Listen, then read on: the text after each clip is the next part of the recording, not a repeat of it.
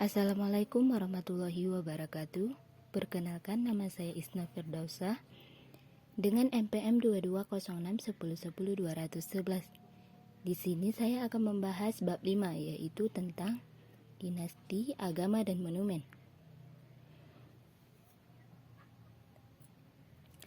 Yang pertama ada latar belakang. Bab ini membicarakan sejarah di dua wilayah yang bergantian menjadi pusat kekuasaan kerajaan, yaitu Kerajaan Mataram kuno yang berpusat di wilayah Jawa Tengah sekarang, dengan beberapa raja terakhir yang berkuasanya meliputi kawasan Jawa Timur juga, dan masa pemerintahan Dharmawangsa I, Dharmawangsa Airlangga, kemudian serta raja-raja Janggala dan Kediri, yang berpusat kekuasaannya berada di wilayah Jawa Timur. Masa Mataram kuno ditandai oleh kekayaan monumen yang dibangun sepanjang periode. Monumen-monumen itu berupa bangunan keagamaan yang terbuat dari batu. Pola dan acuan keagamaannya bervariasi. Di antaranya terdapat monumen agama Hindu maupun Buddha. Bangunan Hindu umumnya berasal dari dinasti Sanjaya, sedangkan bangunan agama Buddha dari dinasti Shailendra. Monumen yang mengacu pada agama Buddha pun bervariasi, baik struktur rupanya seperti Candi Borobudur maupun struktur kuilnya seperti Candi Kalasan, serta struktur wihara seperti Candi Dakosa. Selanjutnya yaitu dinasti, agama, dan monumen. Berbahasa Jawa kuno, adapun Raja Dharmawangsa Airlangga menghasilkan kekawin Arjuna Wiwaha yang terkenal sebagai karya orisinal pujangga Jawa dan merupakan kekawin terindah di samping kekawin Ramayana. Karya kekawin Kediri, Bomakawya,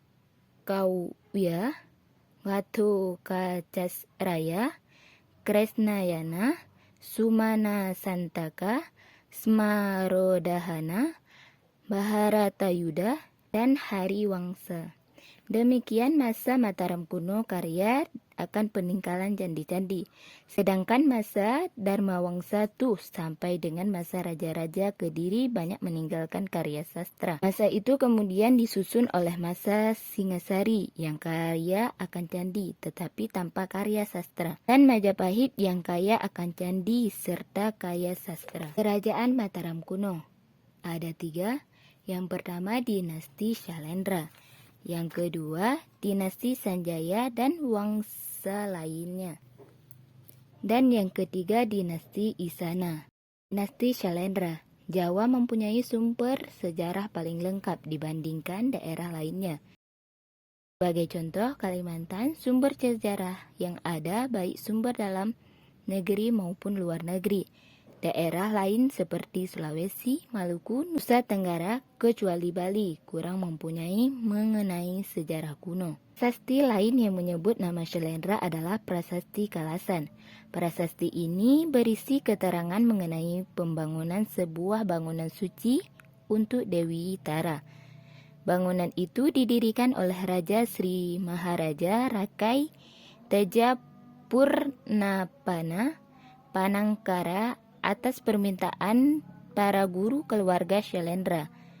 Selain itu, Panangkaran juga mendirikan bangunan untuk para pendeta dan memberikan hadiah tanah desa Kalasa kepada para sangha.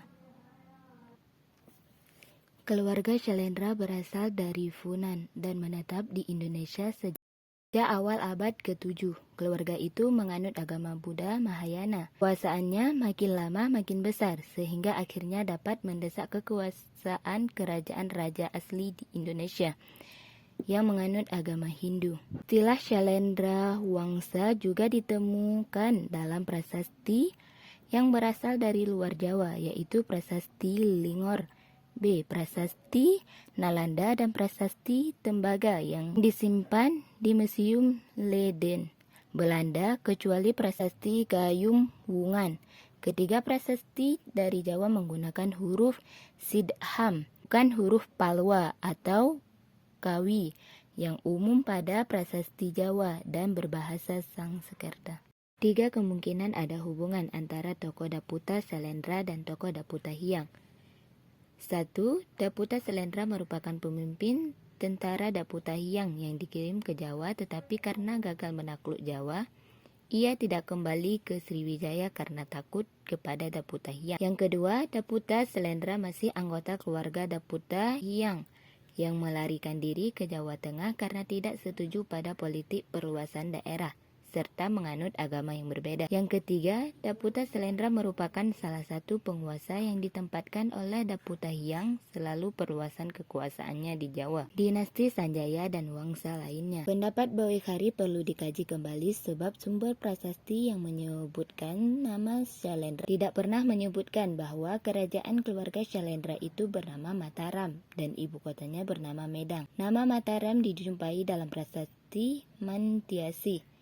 Dalam prasasti itu dinamakan Mataram merupakan gelar tokoh Sanjaya. Masalahnya adalah apakah benar tokoh Sanjaya itu dari keluarga Syailendra seperti yang diyakini oleh Bawekhari atau dari keluarga lain? Itu tidak jelas.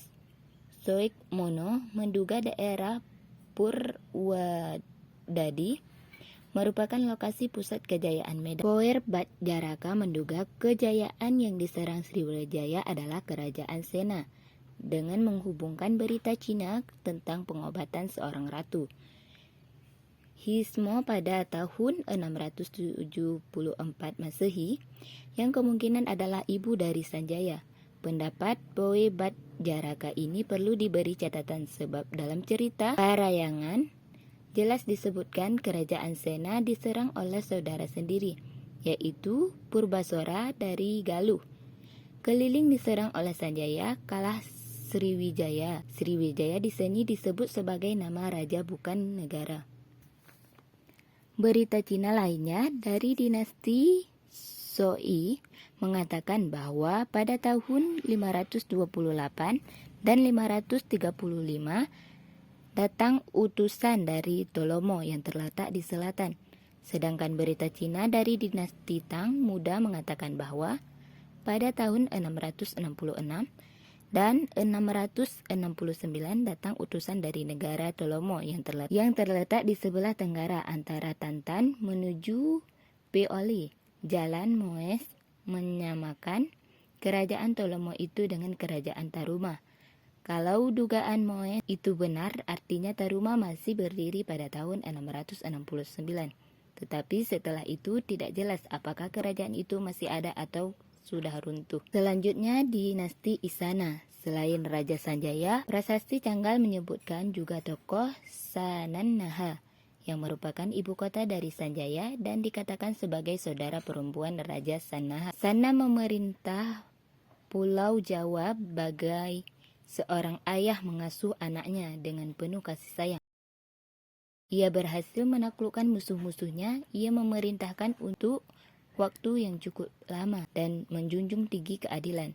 Pulau Jawa dikenal sebagai negeri yang subur penghasilan gandum dan kaya tambang emas, serta Sanna menghasilkan kerajaan mengalami kehancuran. Keterangan mengenai kerusakan kerajaan Sanna merupakan usaha untuk menutupi kenyataan bahwa kerajaan itu rusak akibat serangan musuh dan Raja Sanna sendiri gugur dalam peristiwa itu.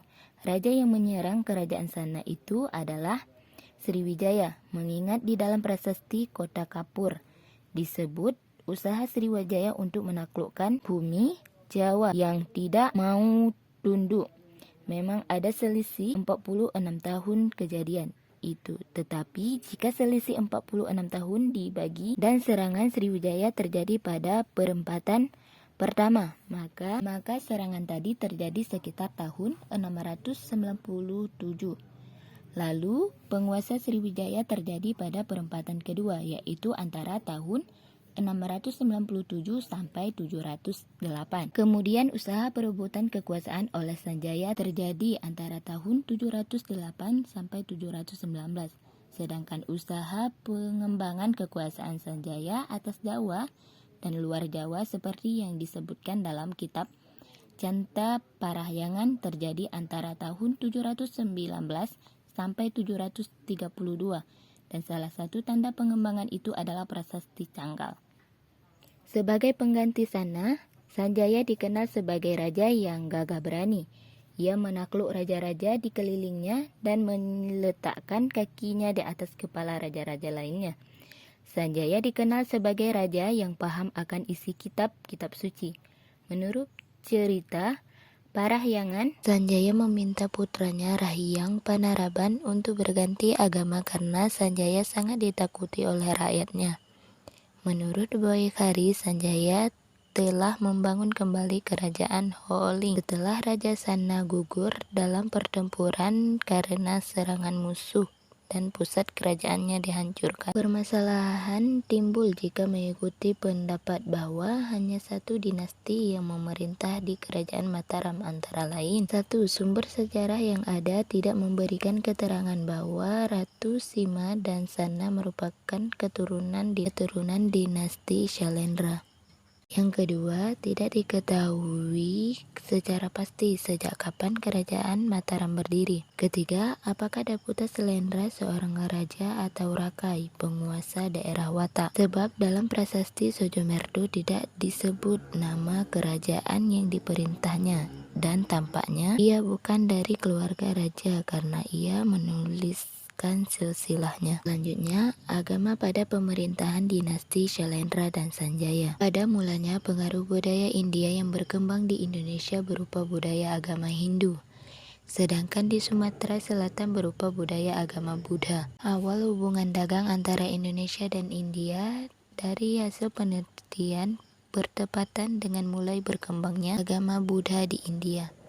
Agama ini berkembang sangat pesat karena tidak mengakui adanya kasta berbeda dengan para biksu agama Buddha. Di Indonesia, sekte agama Hindu yang terbesar pengaruhnya di Jawa dan Bali ialah sekte Saivasiddhanta. Dalam uraian di atas jelas bahwa agama Hindu dan Buddha sama-sama berkembang di Jawa. Banyak bangunan suci kedua agama ini ditemukan di Jawa Tengah. Di Bali, agaknya agama Buddha berkembang lebih dahulu dari agama Hindu.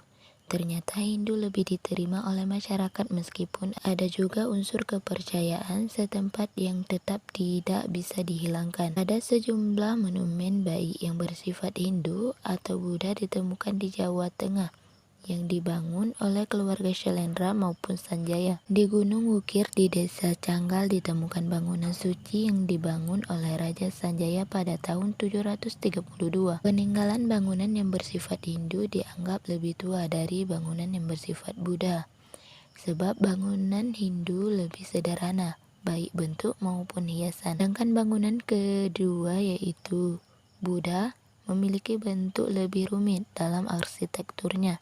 Di samping hiasan pun tampak lebih mewah. Selanjutnya, Dharma Wangsa, Tuh, dan Airlangga. Menurut silsilah yang dibuatnya, Airlangga adalah keturunan Raja Empu Sindok, yaitu pendiri Wangsa Isana yang memerintah kerajaan Mataram kuno pada tahun 929 sampai 928 Masehi. Walaupun bukan keturunan langsung, anak Empu Sindok yaitu Sri Isana Tunggawijaya menikah dengan Sri Lakopala dan mempunyai anak Sri Makutawangsawardhana. Kemudian Sri Makutawangsawardhana mempunyai anak Gunapriyadhamapatthani atau Mahendra Natha yang menikah dengan Dhammoyana, putra mahkota Wangsa Warmadewa Garibali, dan mempunyai 3 orang putra yaitu Airlangga, Marasuba, Pangkaja, dan anak bungsu. Seluruh masa pemerintahannya dapat dibedakan menjadi 3 fase yaitu masa konsolidasi, masa keemasan, dan masa akhir pemerintahan. Sesuai dengan isi prasasti Pujangan berbahasa Sanskerta tahun 959, tahun 941 sebelum Masehi adalah saat Airlangga mendapatkan restu dari para pendeta Siwa, Buddha, dan Mahabrahmana untuk menduduki tahta kerajaan yang menggantikan Raja Dharmawangsa Tuh yang telah tewas. Janggala, Kediri, dan lainnya. Kediri adalah nama kerajaan yang muncul dalam sumber-sumber tertulis setelah berakhirnya masa pemerintahan Raja Airlangga. Dalam prasasti maupun kitab historiografi tradisional, Dikatakan bahwa ketika mengundurkan diri dari pemerintahan Airlangga membagi kerajaan menjadi dua. Membagi kerajaannya menjadi dua untuk diperintah oleh kedua putranya. Selanjutnya, di luar daftar raja-raja yang merujuk pada kerajaan Kediri Panjalu itu, terdapat pula raja-raja lain yang mengeluarkan prasasti yang mungkin merujuk ke negara yang satu lagi, yaitu Janggala. Ketiga raja itu adalah 1. Mapanji Garasakan tahun 1044 sampai 1052. Yang kedua, Mapanji Alanjung Ahyes tahun 1052 yang mungkin merebut kekuasaan dari Garasakan. Yang ketiga, Sri Maharaja Samarotasa Karna Kesawa Ratna Sangha Kritisakha